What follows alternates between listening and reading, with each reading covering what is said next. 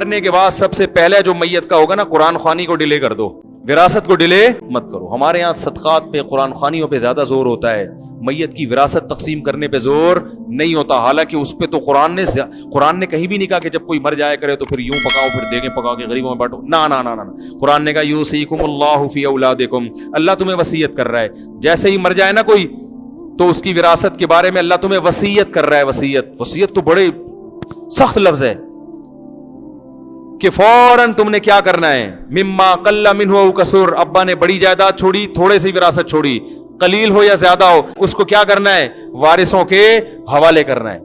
للذکر مثل حظ الانثیین، بیٹی کو آدھا اور بیٹے کو دگنا دینا ہے. فإن كن نساء فوق اثنتین، پھر دیکھنا ہے اگر بیٹیاں 2 یا 2 سے زیادہ ہے، فلہن ثلثا ما ترک، تو 66% بیٹیوں کو پکڑا دینا، وہ آپس میں ڈیوائیڈ کر لیں گے اس کو. باقی 33% کیا کرنا ہے وہ ہم آگے بتا رہے ہیں. کیسا اللہ نے تفصیل سے بتایا نا، کوئی بھی نہیں کرتا یہ.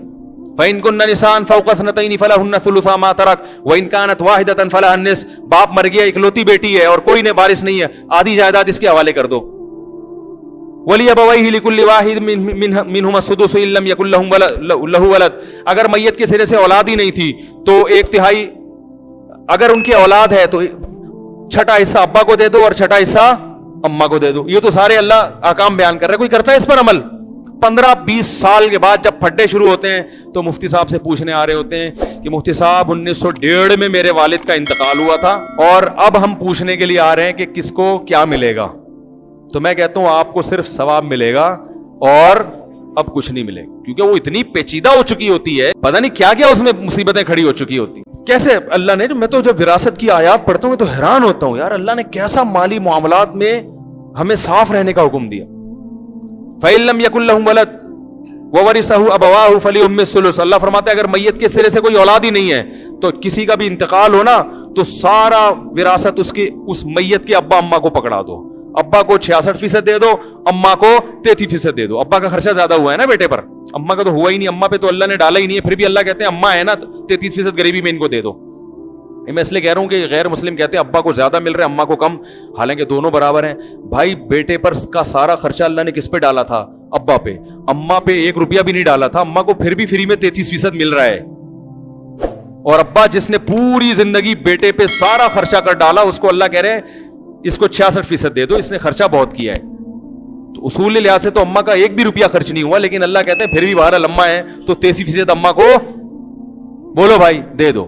اور اب 66% ابا کو ملے گا تو اس 66% کو ابا نے خرچ بھی اما پہ ہی کرنا ہے، جبکہ اما کو جو 33% ملے گا اس میں سے اما نے ابا پہ 1 دھیلا بھی خرچ نہیں کرنا، اور اللہ نے کہا بھی نہیں خرچ کرنے کو. نہیں آ رہی میرے خیال ہے بات سمجھ. پھر آگے اللہ نے فرمایا آباؤکم و ابناؤکم، یہ سب تمہارے باپ دادے ہیں. لا تدرون ایہم اقرب لکم نفعا، تمہیں نہیں پتا کہ تمہارے فائدہ کا کون ان میں زیادہ ہے، اس لیے جیسے جیسے ہم نے کہا ویسے ویسے دیتے رہو. پھر اللہ کہیں گے، انسان کہتے ہیں اللہ ابا اما کا تو بتا دیا، بیٹے بیٹیوں کا بھی بتا دیا، میاں بیوی کا تو بتایا نہیں. اللہ فرماتے ہیں وَلَكُمْ نِصْفُ مَا تَرَكَ أَزْوَاجُكُمْ إِن لَّمْ يَكُن لَّهُنَّ وَلَدٌ، اگر تمہاری بیگم کا انا للہ ہو گیا ہے تو قرآن خوانیوں کا بعد میں سوچنا بیٹھ کے، ٹھیک ہے نا. تجہیز و تکفین کر کے دفن میں تو جلدی کرو، جب دفن کر کے آئے ہو تو پھر وَلَكُمْ نِصْفُ مَا تَرَكَ أَزْوَاجُكُمْ، تمہاری بیوی نے جو چھوڑا ہے تو تمہیں اس میں سے کتنا ملے گا؟ آدھی جائیداد تمہاری ہے، بشرطے کہ ان کے اولاد نہ ہو. آدھی تمہاری پھر آدھی بیوی کے بھائیوں کی، سالوں کی، جن کے ساری زندگی آپ ان کو سالہ سالہ کہہ گے تو آدھا ان کو ملے گا. اور اگر بیوی کی اولاد ہے فَلَكُمُ الرُّبُعُ، تو تمہیں 1/4 ملے گا، اور 75% بولو کہاں چلا جائے گا؟ تمہاری بیوی کے بچوں میں چلا جائے گا. پھر تمہارا حصہ کم ہو گیا کیونکہ اولاد کو پہلے. وَلَهُنَّ الرُّبُعُ مِمَّا تَرَكْتُمْ، اور تمہارا اگر اِنَّ لِلَّهِ ہو گیا تو پھر 1/4 تمہاری بیوی کو ملے گا اگر اولاد نہیں. اگر اولاد ہے تو 8واں حصہ اس کو دے دو. وَإِن كَانَ رَجُلٌ يُورَثُ كَلَالَةً، اور اگر کوئی بندہ ایسا مرا ہے جس کے نہ ابا نہ اما نہ اولاد، وَلَهُ أَخٌ أَوْ أُخْتٌ، بھائی ہے اس کے، ماں شریک بھائی، فَلَهُنَّ ثُلُثَا مَا تَرَكَ، تو پھر ان کو 2/3 ملے گا. کیسی ڈیٹیل اللہ نے بیان کی، سب احکام کی دھجیاں اڑائی جا رہی ہیں، دیگوں کو زیادہ فوکس کیا جا رہا ہے. کیا خیال ہے بھائی؟ مرنے کے بعد فوکس کس کو کیا جا رہا ہے؟ دیگیں بٹوائی جا رہی ہیں، وہ غریب کھا رہا ہے بوٹیاں. آج وسیم بھائی دنیا سے چلے گئے, زبردست مزہ آ رہا. یہی ہوتا ہے. یہ دیگیں ویگیں نہیں, میت دیگیں جو ہے یہ ولیمہ ہے, ولیمے پہ میت پہ کھانا کھلانا یہ حدیث سے ثابت نہیں ہے. صدقہ جاریہ میں صدقہ کرو, چپکے سے کسی غریب کو پیسے دے دو, یہ نہ بتاؤ کہ میرے ابا مرے اس لیے دے رہا ہوں. بس دل میں صدقے کی نیت کر کے کسی غریب کو پیسے دے دو, نیت یہ کرو کہ اس کا ثواب ابا کو پہنچے. غریب کو بتاؤ گے وہ کہے گا اللہ فلاں کے ابا بھی مر جائیں, وہ تو اس سے بڑا سیٹ ہے. کھلانا, ہدیے دینا یہ خوشیوں کی سنت ہے, یہ میتوں پہ سوٹ نہیں. مذہب کو بدنام کر رہے ہیں ہم لوگ. غیر مسلم بولے گا یار تمہارے بیٹے کی شادی تھی تو بھی وہی مرغا پکایا تھا, ابا کا انتقال ہوا تو بھی وہی مرغا. میں اس پر ایک دلچسپ لطیفہ سنا دوں پھر بیان ختم کرتا ہوں. ایک آدمی جو تھا نا, اس نے کہیں ہمارے بیان سنے ہوں گے یا علماء کے بیان سنے گے, اس نے تہیہ کر لیا, اس کے والد کا انتقال ہوا, اس نے تہیہ کر لیا کہ میں دیگے نہیں پکاؤں گا, نہیں کھلاؤں گا, میرے ابا دنیا سے چلے گئے, بس میں روؤں گا, اللہ سے مغفرت کی دعا مانگوں گا, حسب توفیق کہیں صدقہ خیرات کر دوں گا, یہ دیگے شیگے میں نہیں پکاؤں گا. تو لوگ کہاں چھوڑتے ہیں, لوگ کہاں چھوڑتے ہیں. لوگوں نے اس کو تنگ کرنا شروع کر دیا, مر گیا مردود, نہ فاتحہ نہ درود, وہابڑا ہیں, یہ ہیں وہابڑے خشکے, تیرے باپ نے تیرے لیے کیا کیا تھا دنیا میں, تو اس کے لیے 6 دیگے نہیں پکا سکتا. بھائی باپ نے جتنا کیا تھا نا اس کے حساب سے تو 6 دیگے بھی کچھ نہیں ہے. اس کے حساب سے تو میرے بھائی سارا دن بھی لنگر کھلاتے رہو گے, باپ کا حق ادا نہیں ہوگا. تو اب وہ تو دعائیں ہیں اور چپکے سے صدقات و خیرات ہے اس کے لیے.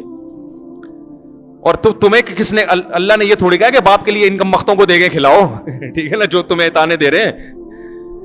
لیکن پبلک چھوڑتی نہیں ہے, تو پبلک نے اس کو تانے دینا شروع کیے.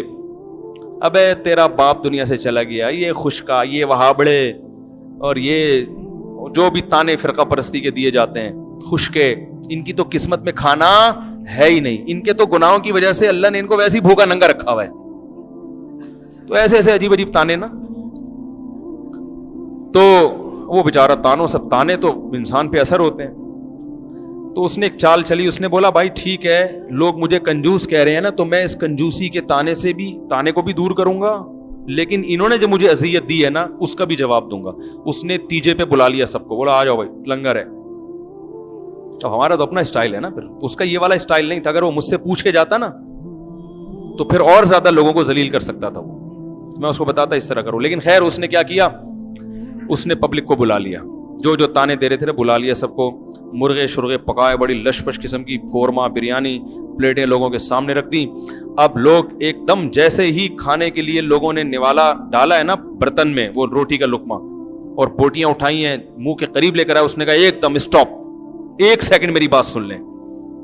لوگوں نے کہا جلدی بتاؤ بھائی, میت کو عذاب ہو رہا ہے نا قبر میں.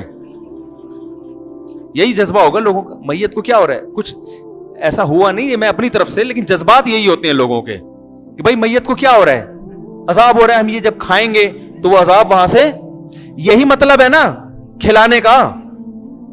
اور کیا مطلب ہے کہ ہم جب کھائیں گے تو اس کو فائدہ ہوگا, تو یہ مطلب ہوا کہ ہم نہیں کھائیں گے آج ہم تو فائدہ نہیں ہوگا.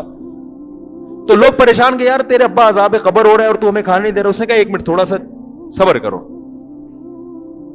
لوگوں نے کہا کیا کہہ رہے ہیں بھائی, مسئلہ یہ ہے کہ دیکھو میرے باپ کا انتقال ہو گیا, باپ سے کس کو محبت نہیں ہوتی, تو میرے منہ میں تو دال کا نوالا نہیں اتر رہا غم سے. جس کی میت ہوتی ہے نا بیچارہ دال نہیں کھا سکتا, میرے منہ میں تو دال کا نوالا نہیں اتر رہا غم سے, میری یہ شدت ہے. اور تم کمبختو میرے گھر میں مرغے کھانے کے لیے آ گئے ہو, تمہیں شرم نہیں آتی, چلو بسم اللہ کرو, چلو کھاؤ.